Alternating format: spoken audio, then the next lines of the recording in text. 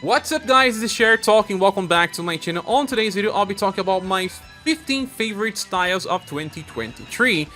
Well, the list was supposed to be only 10 favorite styles, but I just got a little too much to talk about, and in the end, this was also a suggestion by the community. Make some lists about my favorite styles of 2023, maybe my worst regrets, and other types of lists. So stay with me while I talk about my favorite ones first. Well, I will say that my number 15 will be Valdor. I know, he deserved a higher spot, but it's just that I haven't used him enough. But since I got the character, I didn't stop using till he got replaced by ScherBR. Valdor is such a cool character because of high Security Palm that decreases BP cost by 2 points for 2 turns, and he also had 2 different defensive layers, allowing you to survive better on fights. I used him quite a lot, but he got replaced by ScherBR. Number 14 will be my Bertrand. I have 2 different versions of Bertrand that I use it a lot on this year. On the start of the year, I was actually using the grinding version with inheritance, especially from his S-style Abaddon hands. But then we got the Global X version of Bertrand that is a counter unit with a guaranteed counter that could solo some bosses with Winged Fish. Awesome unit that could also be used for repeat generation, and I used him quite a lot. He got a second style that was also useful for counter, based on school, and he was also very strong as damage dealer, intelligence debuffer, but I do believe that he got entirely replaced by the newest version of Joe, but he used it for quite a lot as well. Then I believe that number 13 to be Witch's Daughter, because she was released on the same banner and eventually become much better than Melissa. That was supposed to replace Matriarch, but got replaced by Muse mere weeks later. Witch's Daughter was amazing because of Festival Food, giving VP an overdrive gauge, but also Sweet Smell that buffs all status, removes all debuffs, and could even be used twice on overdrive. Witch's Daughter fixed the problem with cycles of many characters and was also amazing by herself. I don't regret pulling for the character, and I use her whenever I can. Then I believe the number 12 to be Albert, because oh my god, how fun it is to use Albert's left fork on turn 1. Yes, he could solo stages with 2 enemies, and I used him on Remembrance as well. Every time I could use Albert, I was using for grinding, and it was just so much fun. Now, I do believe that number 11 to be Rock Bouquet, and I love to play with Rock, have many different styles of her, but the definitive one was the Perfector version because of Lightning of Darkness being so useful, debuffing all status and applying attack down. There's also Gobby Spark that I use much more than I expected. Rock Bouquet works for all types of scenarios, but I do love when I can use the Bunny version, but only when the enemies are weak to Shadow and Lightning. But when they are, it's amazing, especially if I can inherit that Cycle Boom, a very strong attack, and she attacks so many times that many bosses just straight out die. Such a cool character to play with. Then the number 11 will be Silver, and I really love it to play with Silver, and she had 2 very meta styles. The Global X one that came before, and she was a strong Sun and Blunt damage dealer, eventually even a Slash damage dealer via inheritance of Vandalize plus 3 hits of B power, amazing. Then we got her UDX style that had Blunt, Cold, and Lightning. She could also be using her Vandalize Plus, and I used her for grinding, used her for boss fights, and even used her Halloween style with Inheritance of the Summer one with Storm Roar. The character was useful during the whole year, and I really love it to play with. Then, for the number 9, I believe it will be Leon.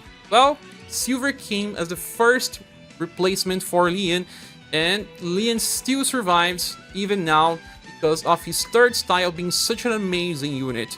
Starting with 2 bullets and doing a lot of blunt and cold damage, I really love it to use Leon during boss fights. It was not so slow anymore, damage was even higher, and now he can even inherit Convert Weapon to do even more damage. Newest Leon can buff Dexterity and Will as well if you want more party support, so Leon is still useful, and I really love when a protagonist is good enough. Moving to the number 8, I have Creator. Creator is such a cool character for grinding with his newest style because he starts with Overdrive, and this helps you in free quests missions when you have to clear in such a number of missions. But he was so strong for boss fights because of Creator's Flare or just nuking with Purge. Well, for lightning, sun, and heat, and sometimes cold, this guy destroys. I don't have his Halloween style. It's one of my regrets, but he is such an amazing unit that is getting replaced by Joe, but you can still use them together sometimes, and I would never stop using him for grind. Then number 7 will be Merlot because this is such an amazing unit that I use on free quests all the time. I don't see myself stop using Merlot because of Chain Lightning. Working so much, and it's the fastest animation that you can get. I don't use Merlot outside grinding besides some Remembrance battles, because you can still use Assault and Inherit Play from the Welfare style, and it does work, but there are replacements. Still, a character that I will keep using forever. Then we have Mirza, such a cool character, one of my favorite ones. With his newest style, he has 2 different ways to operate. Just using Silverlight Fangs, he will do good damage, he will also sometimes heal, chase, he is super defensive, negates Shadow, or you can also just use his Steel Blade Light for a guarantee healing and sometimes even a chase, or even a third method that I use it so much by inheriting Left Fork, and if you had people giving him BP who would do amazing damage, the Left Fork animation is such rewarding. Then after Mirza, I think my favorite one was Razan, a character that also tried to replace Mirza somehow.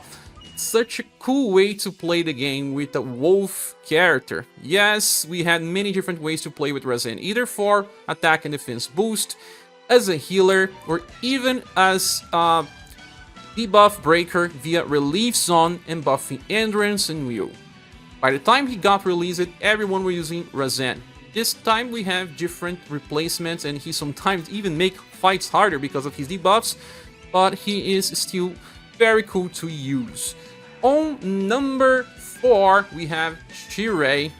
Shirei is a very cool unit to use because Shirei has Flooring Strings, giving 10 BP to the party and also increasing their max BP.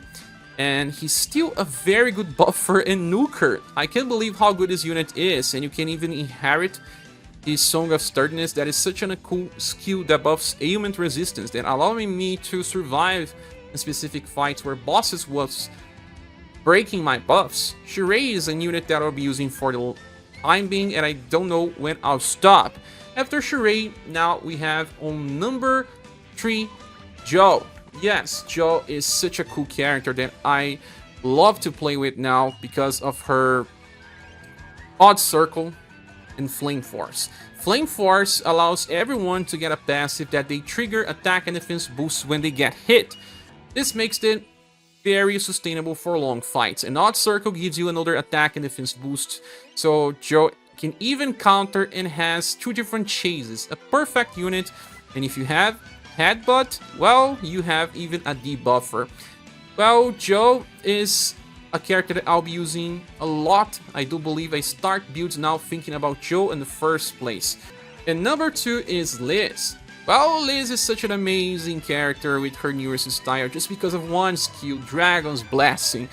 This gives defense boost, decreasing damage taken by 25%, can stack 4 times because it lasts for 4 turns, recovers, and gives BP to the party. Not just that, I often forget that she heals the party every 3 turns and even gives another defense boost for 3 hits. So Liz is your healer, your BP battery, and even your defensive unit. Such a good character that made me stop thinking about using Death, or Death will be on this list. And the number 1 is the best, the most incredible character of them all. Ice Cream Galahad. I'm not lying, I love to use this character just because of the fun that comes along using a giant ice cream sword. Oh my gosh, I recommended pulling for this character. I use it him a lot because of Ice Wind, double hits, and he is just replaced by Merlot in some scenarios, but he still reigns in some other scenarios, and man, I can't stop using him. And the best fun you can have is when Galahad can solo. Yeah, via inheritance of his welfare style, with Freeze's Spike. There were some challenges where we could run just Galahad and 4 dummies, and he could solo. It was just amazing. It took many turns, but it just didn't care. But I didn't care. Just want to see the guy attacking with his great sword and spiking the enemies with ice attacks. That is the best fun you can have with romancing SaGa universe. Well, I know some characters didn't fit in the list, like Red. I love Red, but I think that he still deserves a new style. The new Kaiser will be amazing, but this is my personal list. What about you? Please say here in the comment section your favorite ones from 2023. Thank you so much for watching this video. Please subscribe if you haven't. If you want to support the channel, there are links on the description, and I hope to see you soon in the next one. Bye.